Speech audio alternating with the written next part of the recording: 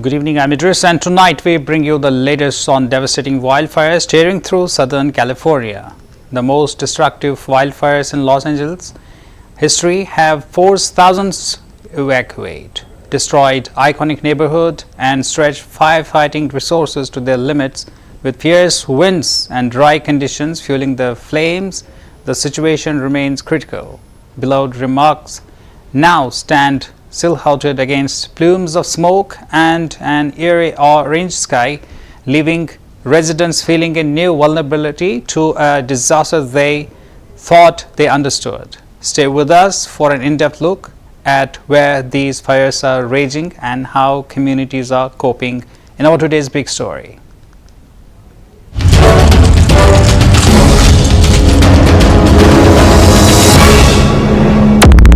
Has scorched over 17,000 acres, forcing evacuations along the iconic Pacific Coast Highway.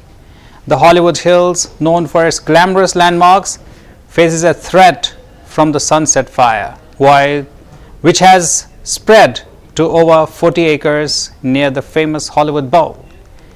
Meanwhile, in Pasadena, the Eaton Fire has destroyed hundreds of homes, and the Hearst Fire burns in the San Fernando Valley in the Angels National Forest. Firefighters are battling the Ledia fire with some success but remain on high alert.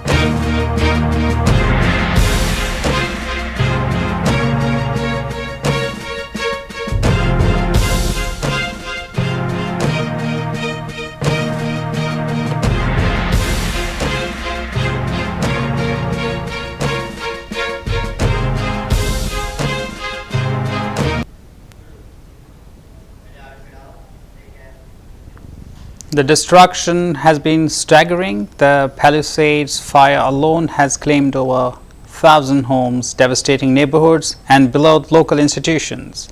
Among the losses are the Palisades Charter High School, a historic educational landmark, and the ranch house once owned by entertainer Will Rogers. Pasadena has seen similar devastation, with the Eden fire damaging nearly 900 buildings, including the century-old Pasadena Jewish Temple and Center. For many residents, the damage is not just physical but deeply personal, as they watch pieces of their history go up in flames.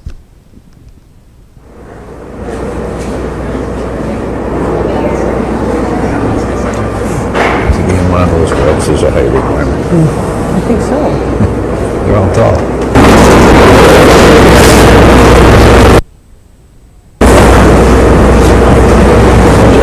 Yes, sir. Yes, sir. Good morning, President Biden. Thank you for being here on behalf of the fire service. Last week, we began receiving reports from the National Weather Service about a significant wind event that was going to hit Southern California. This is not something that's a surprise to us in Southern California, and it was something that we were well prepared for. Based on those predictive conditions of wind gusts up to 100 miles an hour east pushing offshore, we began increasing our staffing, local, state, and federal agencies. Hundreds of firefighters began moving on Sunday afternoon from Northern California into Southern California. My local partners began upstaffing their own fire stations, helicopters, fire engines, hand crews, to be prepared for an incident like this that occurred. Those resources were pre-positioned in counties throughout Southern California for an event just like this. And on Tuesday morning, the Palisades fire began. I'd now like to introduce you to Chief Crowley, who can touch on the Palisades fire. Chief? Thank you. Thank you so much, Mr. President. I'm here just to provide you a brief on 3 significant fires that have occurred within the city of Los Angeles. With that, I'm going to be focusing on the Palisades fire. That fire broke out yesterday morning around 10:30. We did pre-deploy a number of resources. We knew there was a potential for a significant threat to our constituents due to the weather event. High winds. I've never seen the winds in my 25-year career. So we leaned forward as much as possible and pre-deployed. With that, we had a significant amount of fire that occurred. We had an aggressive fire attack. The fire has grown from originally 10 acres to 10,802 acres as we speak. It's an active firefight with our firefighters, and they're doing their very best to protect our people within this area. Interesting enough, because of the winds and the low humidity, we had a second fire also break out, and that was the Hearst fire, which is just north of that area. Again, this was close to 11,000 acres. This is close to 500 acres that also broke out. The information that I want to share with you is also the significance of multiple fires in the area within the city, but also the county. That's the second fire that actually came out, and we're actively engaged in that firefight. The third fire then broke out this morning at 4 o'clock in the morning, in which we have an active firefight there as well. We're working with our local jurisdictions, our state, regional, as well as federal. So we're doing everything we can to protect life first and property next. We'll go ahead and then pass this off to Police Chief McDonald. Thank you. Thank you, Chief. Mr. President, it's an honor to be able to be here and be part of this and represent the men and women of LAPD and policing to support our partners in the fire service. What we saw here in the last 24 hours is unprecedented. I've never seen anything like this. Fires driven by the type of winds that we saw, up to 100 miles an hour. Our role out there is strictly support, to be there for evacuations, to get people out of the affected area, to be able to provide for traffic control, and then crime suppression as the fire is fought, and some may come in and try and take the opportunity to go into these homes and steal from them. So we're going to be on top of that. I just want to say the relationship we enjoy here, in my case under the leadership of Mayor Bass, but all of our elected officials, is unlike, I think, anywhere else in the country. We are blessed to have the relationship between police and fire that we do here. Unfortunately, we do this kind of thing frequently, never to this level, but I can't say enough about how important that is. And as we go into the next 5 years with the Super Bowl and the World Cup and the Olympics coming up, it's critical that we maintain those partnerships. So thank you for this opportunity, sir. Next up. Oh, sorry. Let me introduce my partner from the County Fire Department, Chief Tony Maloney. Yeah. So thank you, Mr. President. I'm going to be giving you an update on our Eaton fire, which is east. The county starts all the way up in Lancaster and goes all the way down to the Long Beach border. We go from the county line in Ventura all the way out to Pomona, 4,300 acres. So we have a fire east of the Palisades fire that began last night. It's called the Eaton Fire. It's currently 10,600 acres, 0% containment. We have over 750 firefighters on the line. Unfortunately, 2 people have lost their lives. Residents have lost their lives at the Eaton Fire. It's impacting tens of thousands of homes, not only in the city of Pasadena, but also the county area of Altadena. And we're doing our very best. We just had our out-of-state resources arrive from Arizona at the Eaton Fire to assist us. Last night, as the Region 1 coordinator, I contacted the Governor's Office of Emergency Services. We requested 250 additional engines into LA County with 1,000 personnel. We also are using our compacts with other states like Arizona. Tragically, lives have been lost in these infernos. The Eaton fire has claimed 5 lives.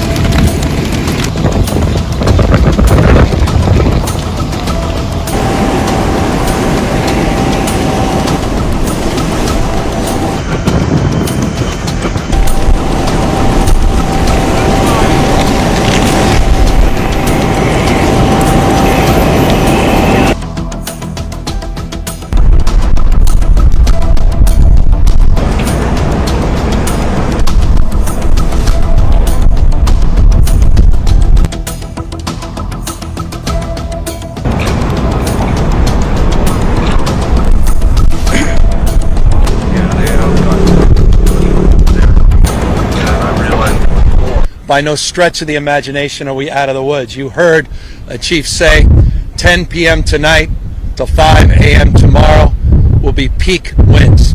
And having just quite literally an hour or so ago gone up the canyon and saw firsthand the impact of these swirling winds and the embers and the number of structures that are destroyed, not a few, many structures already destroyed, and the fact that people were still not evacuated, still did not heed the warning, were just coming down the canyon, is a reminder of how serious this moment is and how important it is you listen to these evacuation orders.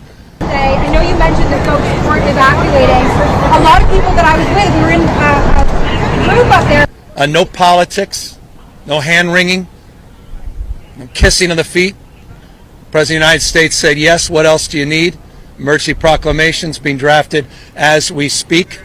And I just want to thank the President because that's something I don't take for granted and something we should not take for granted at this moment in American history. So thank you, President Biden, as What has caused such widespread destruction? Forecasters had warned of dangerously high winds reaching up to 100 miles per hour in mountainous regions, combined with dry air and parched vegetation. These conditions created a perfect storm for wildfires. Southern California's landscape, lush from previous rainy seasons, had become a tinderbox under this winter's dry spell. Add to that the Santa Ana winds, infamous for fueling the region's worst fires, and the results are catastrophic.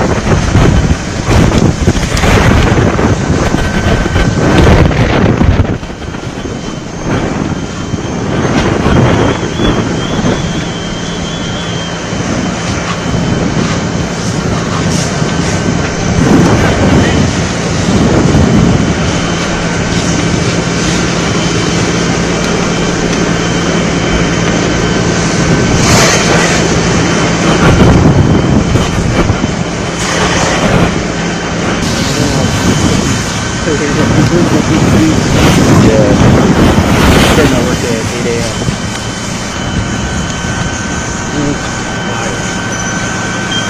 Yeah, this seems like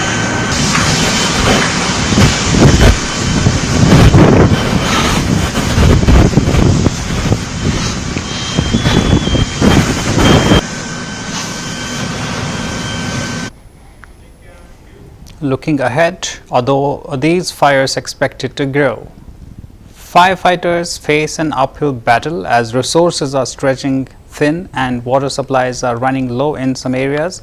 Helicopter efforts were hindered by the extreme winds, though they have resumed with some success. Officials warn that even as winds ease slightly, the fires remain unpredictable and could spread rapidly. Residents near fire zones are urged to stay vigilant, and all of the Southern California remains on edge for potential new blazes.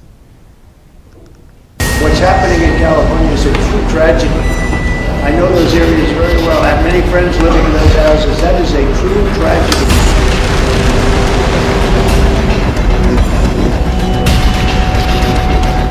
Oh, just that it's incredibly tragic, and measures have to be taken in the future to avoid this sort of thing.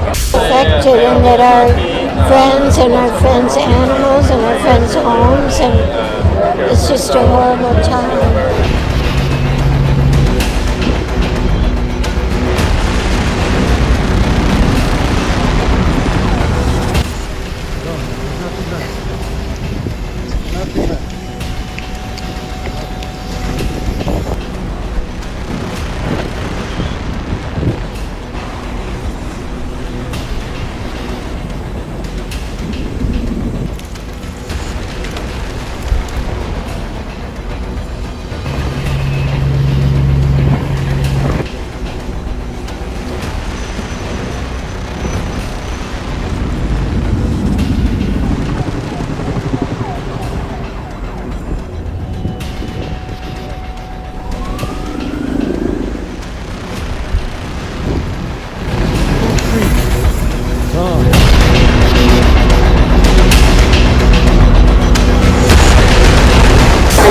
That it's incredibly tragic, and measures have to be taken in the future to avoid this sort of thing.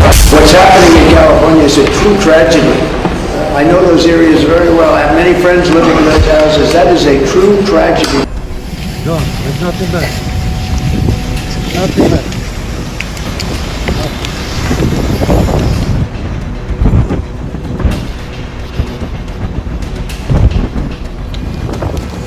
This is it.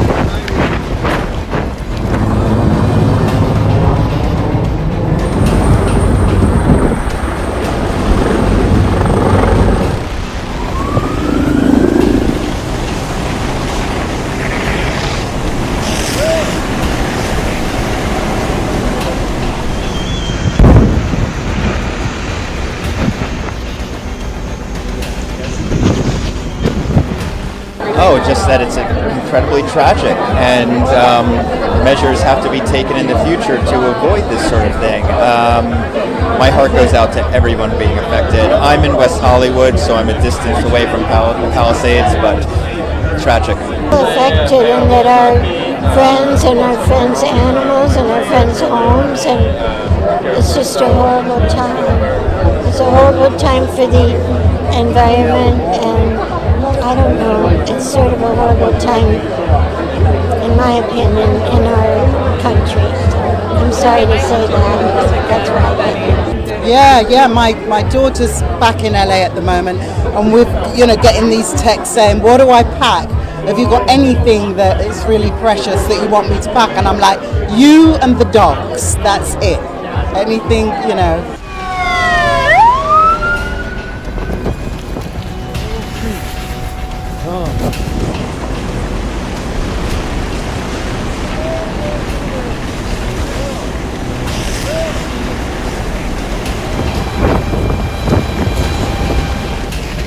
Control Creek.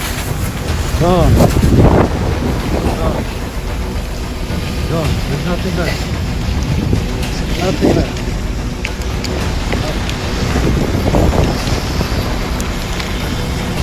What's happening in California California is a true tragedy.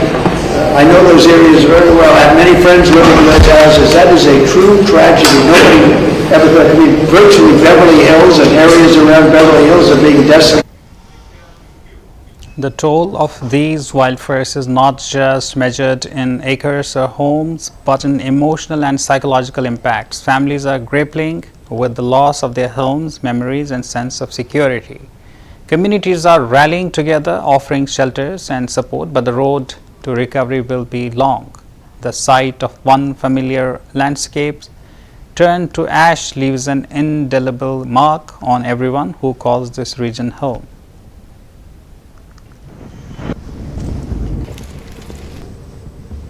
It's real. People out here going through some real. We wanted to visit the Santa Monica Pier, but we couldn't because of the wildfire.